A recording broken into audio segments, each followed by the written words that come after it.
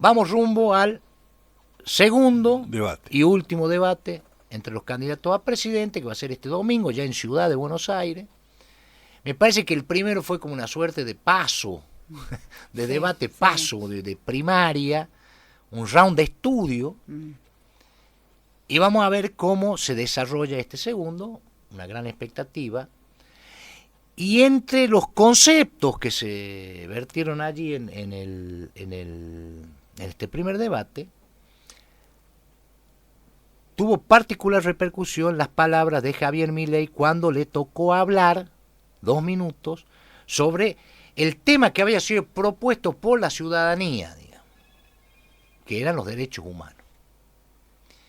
Y habló sobre eso Milei. Dijimos algo en la columna anterior, el martes pasado.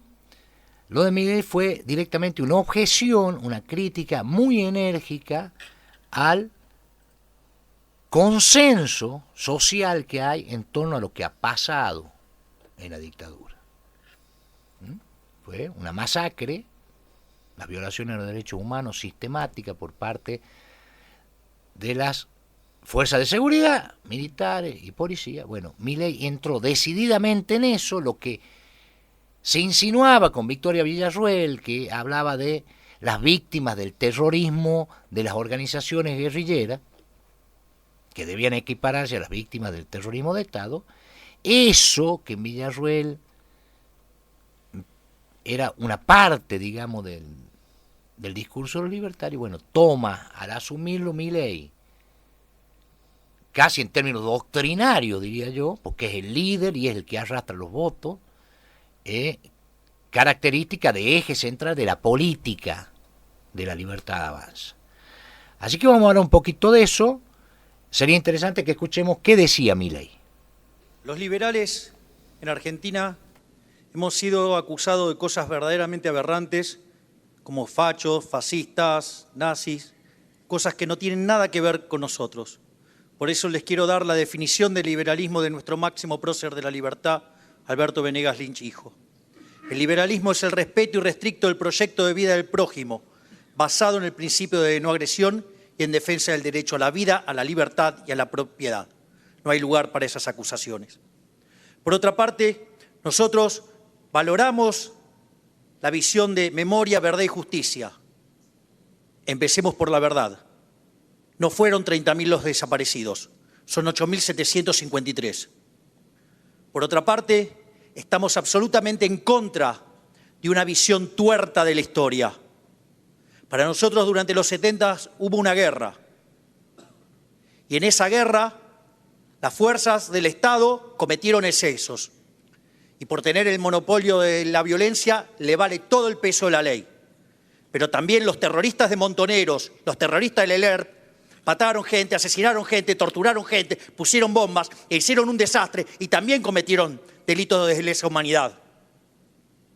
Además, tampoco estamos de acuerdo con los curros de los derechos humanos, aquellos que usaron la ideología para ganar plata, para hacer negocios turbios, o no recuerdan algo así como sueños compartidos, o lo que es la propia Universidad de Madres Plaza de Mayo. Hasta ahí. Bueno, Milei es el espectro del almirante Macera, el almirante Cero. Hay una biografía muy interesante sobre Macera que le escribió Claudio Uriarte, que se llama Almirante Cero. Y ahí está lo que dijo Macera, más allá de que circula por YouTube todo, en el cierre del juicio a la Junta. Macera era de los miembros de la primera Junta Militar el más peligroso, tal vez el más tenebroso, porque era el más inteligente de todos. Y tenía un proyecto político personal. Sí. Sobre ese proyecto de trabajo. Fue el único de los jerarcas militares que asumió personalmente la responsabilidad, diciendo esto que dice ahora Milei, que hubo una guerra y que si hubo violaciones a los derechos humanos, dijo Macera, fueron en todo caso excesos.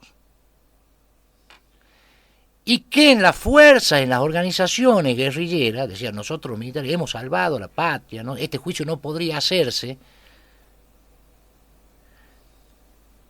porque ustedes, señores jueces, no estarían ahí. Hubieran sido reemplazados por los tribunales populares, etcétera, etcétera, etcétera, etcétera. Entonces Macera se hace cargo de eso, dice que hubo una guerra, que eventualmente sus subordinados cometieron excesos, y que los excesos, o sea, invierte la carga, dice, lo que en los militares y en los policías eran excesos, en las organizaciones guerrilleras era la norma. Entonces Macera,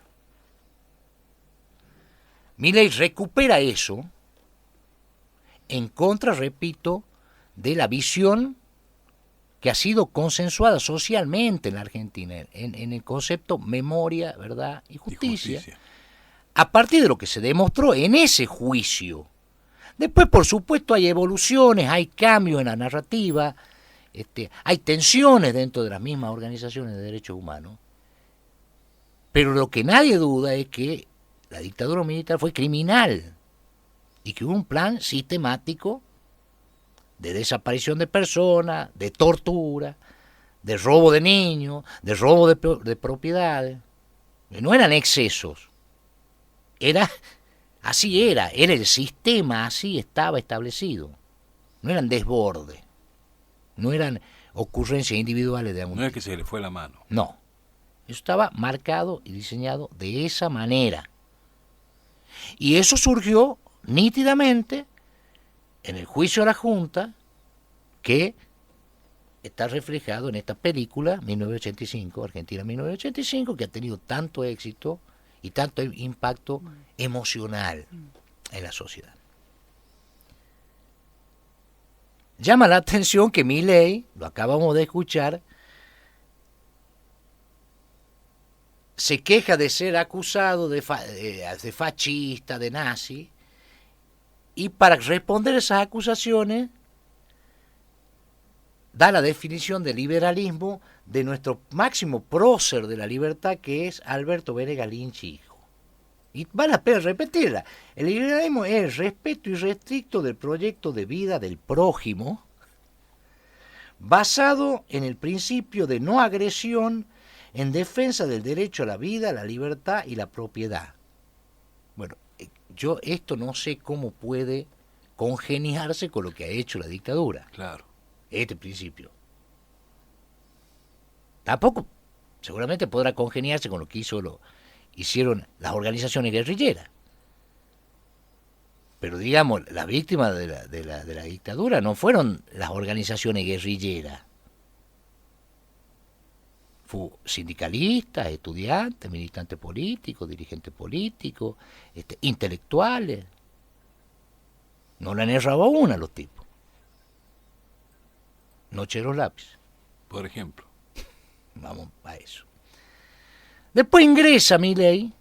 Digo esto para que veamos si a Milei se lo puede atacar, más allá del escándalo moral que uno pueda esgrimir, se lo puede objetar desde una palabra que le gusta mucho utilizar, que se llama falacia. La falacia es una falla lógica. Después ingresa Milei en este tema, en esta discusión matemática. Llama la atención la exactitud de la cifra que él maneja. 8.753. No dice 8.700, no, él ya sabe que son 8.753. Y contrata esos 8.753 con los 30.000. Vale hacer una aclaración acá, es una discusión imposible de dirimir. Porque los 30.000 no son una cifra científica. No, simbólica. Y se ha establecido, se ha consensuado eso, una verdad social. ¿Por qué? Y porque es imposible establecer cuántos fueron las víctimas de la dictadura. No se sabía. Capaz que no son 30.000, son 29.900 o 35.000. No se sabe. ¿Y por qué no se sabe? Y porque el Estado pasó a la clandestinidad. Esto se hizo de forma clandestina. Aún hoy están buscando... Totalmente.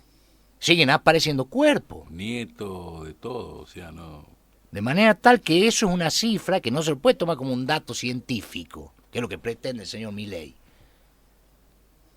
y contrasta con un dato de una exactitud hasta en la unidad 8.753. O sea, él ha logrado hacer lo que no ha logrado todo el sistema argentino, todas las organizaciones de derechos humanos, toda la tecnología. Bueno, él lo ha logrado. Él sabe que son 8.753. A veces esa cifra, Costello, no son más o menos 8.000, ni más o menos 9, son 8.753. ¿Eh? Contra los 30.000. Discusión imposible. Hay indicios. Por ejemplo, informaciones que fueron desclasificadas en los Estados Unidos, las recordó nuestro colega Pese Soria en su sobremesa. Salió publicada la nota en el diario La Nación, de la inteligencia pinochetista, de la inteligencia chilena, Arancibia Clavel, creo que se llama el tipo de la DINA que había acá en la Argentina, en el marco del Plan Cóndor, donde el tipo decía que para 1978, oye, faltaban 5 años para que termine la dictadura mundial, había 22.000 desaparecidos. 22.000, bastante lejito, o sea, está más cerca de los 30.000 que de los 8.700 de Milei. 53.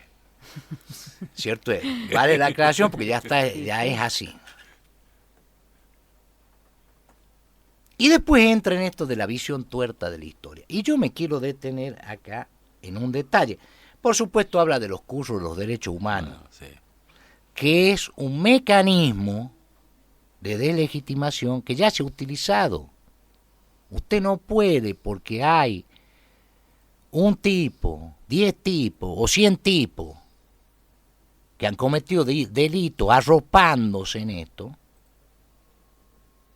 no puede desacreditar lo que es verdad, lo que ha pasado en la historia. Usted no puede decir, mire, los militares no han asesinado gente, ni han robado chicos, ni han torturado, porque Schocklender se robaba la plata de sueño compartido. No es así, hay una falla lógica, es una falacia.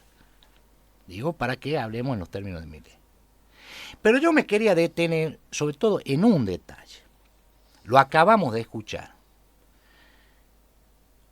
Milei dice, para nosotros en los 70 hubo una guerra, en esa guerra las fuerzas del Estado cometieron exceso y por tener el monopolio de la violencia le vale todo el peso de la ley, exceso. Pero también los terroristas de Montoneros, los terroristas de Ler, mataron gente, asesinaron gente, pusieron bombas, torturaron gente. Eso no es cierto. No hay registro que las organizaciones guerrilleras hayan torturado gente.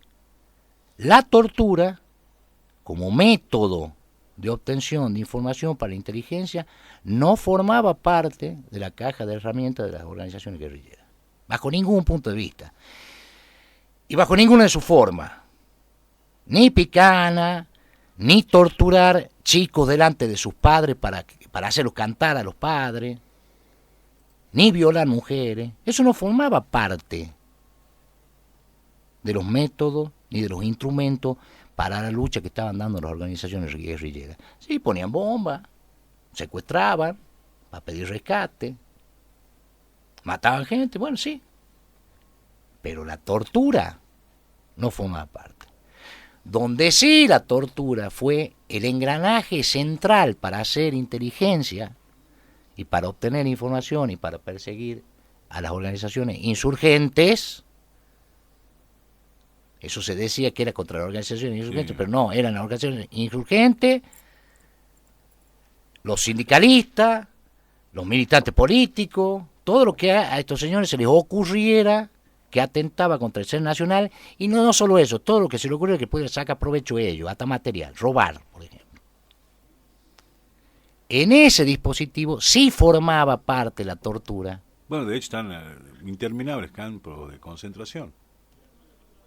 ¿Cómo se puede hablar de una guerra? ¿Qué tipo de guerra es eso? Digo, porque si no nos quedamos en lo cuantitativo. En lo cuantitativo podemos hablar de los 30.000, o sea, estos errores de cálculo, o estos cálculos, estas conjeturas que aprovecha Milei para meter su prédica. Podemos hablar de la diferencia abismal de fuerzas y de recursos.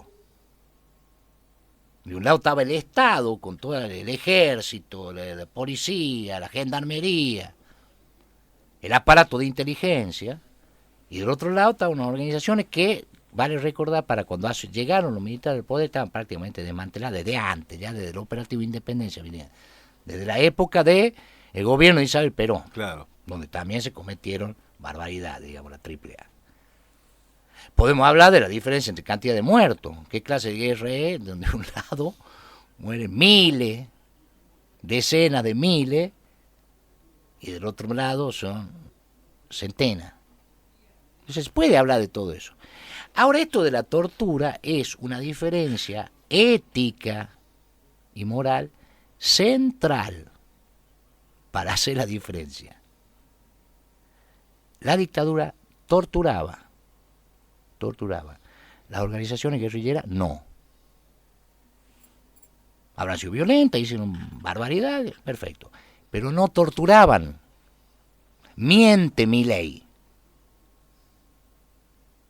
Incurre en una falacia, establece una premisa falsa para tratar de llegar a una conclusión que por lo tanto también es falsa.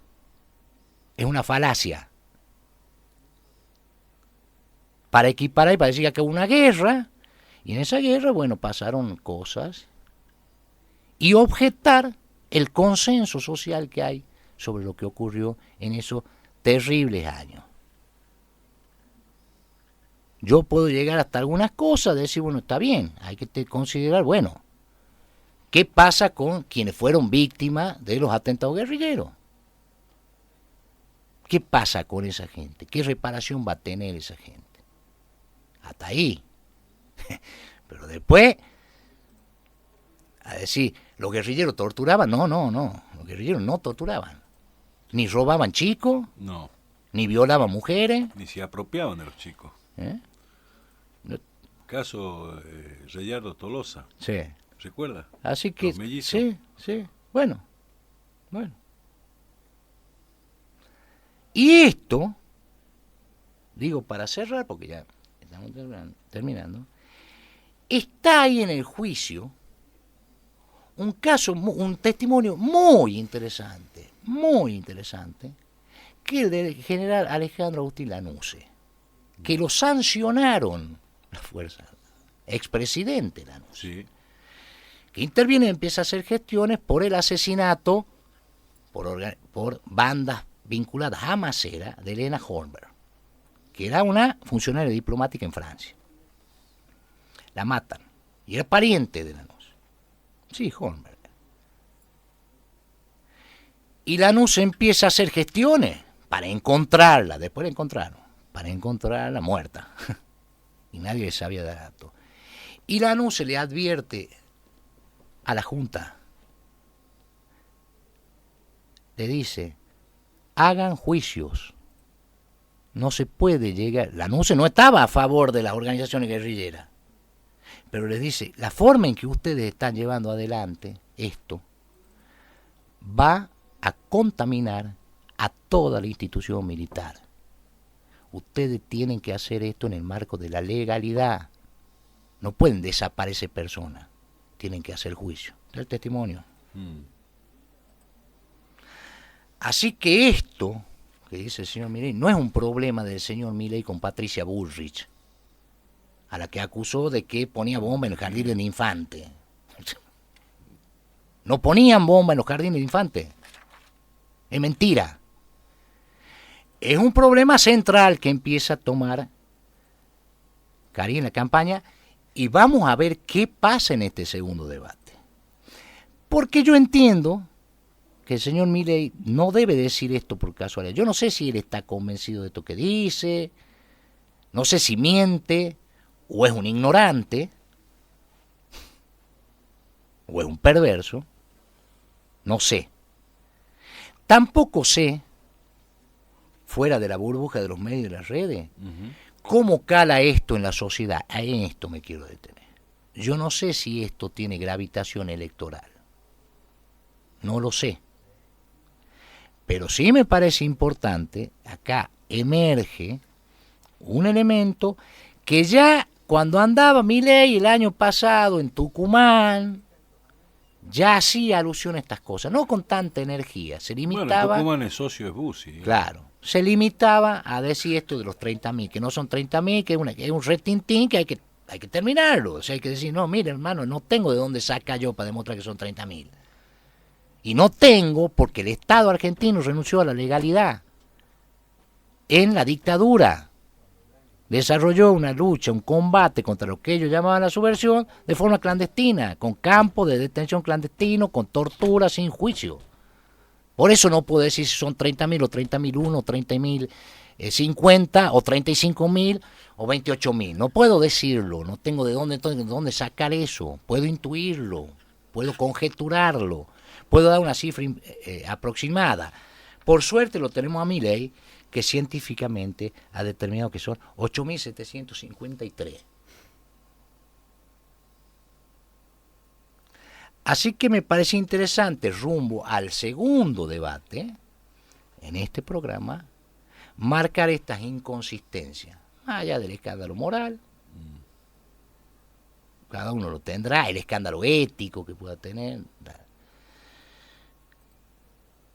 lo que pueda haber provocado esto en las tripas de mucha gente, señalar estas inconsistencias lógicas, falacias del espectro de Macera. Nos vemos el martes. Nos vemos el martes. Tengo opiniones de los oyentes. A ver qué dicen. Javier. Dice, hola, buen día, gente de Mañana es Hoy, saludos. Dice, los dichos de Milei los tiene que dar pruebas de lo que dice. Es una persona de no creerle porque ya logró que la casta esté con él, como Barrio Nuevo, que realizó una cena para buscar apoyo de Milei. Uh-huh. Ese es uno de los mensajes. Y el otro que llega por acá dice, aquí también tenemos que tener en claro que el que no cuenta con el apoyo de las que él no cuenta con el apoyo de las provincias y por ende no tiene peso político en ambas cámaras y él tendrá que acordar con alguien para poder tener una gestión tranquila y poder cumplir con todo lo que dice. Es otro mensaje que nos llega. Gracias a los oyentes que están atentos a este espacio, brindando su opinión, ¿no? Perfecto. La opinión de los oyentes a esta hora. Vamos a ver qué pasa. Este es un elemento, es un factor de orden cultural y político. Es una discusión que se ha saldado hace 40 años. Pero la trajeron de vuelta. Claro. Se ha saldado 40 años con un juicio que nadie tuvo un juicio ejemplar, Botelo. Ejemplar. Porque los militares tuvieron derecho a defensa, pudieron presentar pruebas, hubo testimonio, fue ejemplar a nivel mundial. O sea, hay de las poquísimas cosas que podemos sentirnos orgullosos los argentinos. De haber llevado ese juicio, un juicio que no tiene parangón en la historia, nunca se hizo. Nunca se había hecho antes ni nunca se hizo después. Y viene este señor con estas ocurrencias y repito, hay que confrontar a su referente. Acá hay candidatos de él. Acá. ¿Qué opinan de esto? Así como decíamos del Papa. Esto es mucho más grave. Che, ¿qué opina de esto que dijo de Milei? No en una discusión, en una entrevista periodística. Lo dijo en un debate como candidato a presidente. O sea, marcó la línea de su sector político. Y en esto hay que ser especialmente enfático. Quienes lo siguen a Milei han admitido acá en Catamarca y en otras provincias que su crecimiento electoral tiene que ver con el arrastre de Milei, más que con los méritos de ellos. Bueno, tiene que ver con el arrastre de Milei. Ese líder opina esto. ¿Qué tienen para decir?